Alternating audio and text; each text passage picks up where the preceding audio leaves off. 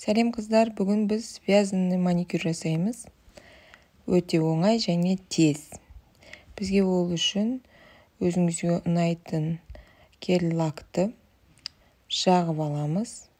Оны обязательно сушить-етіп, үстінен матовый топ керек обязательно. Одан кейін матовый топтың үстіне жаққан лактың гель лакпен үстіне узор саламыз. Типа жемпірдің тоқылған. Одан кейін өзіңізге ұнайтын фантазияңызға қарай саласыз оны.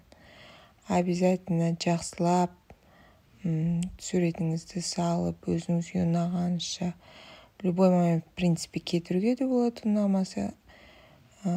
Одан кейін, салып болғаннан кейін біз аламыз да акрил, обычный прозрачныйды алып, үстіне себеміз.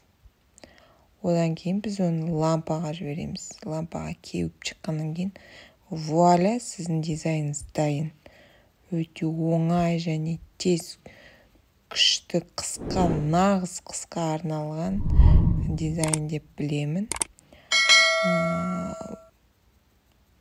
Тырнақтарыңыз, клиенттеріңіздің тырнақтары жылы жүреді дейсіздер ғой. Ол үшін сондай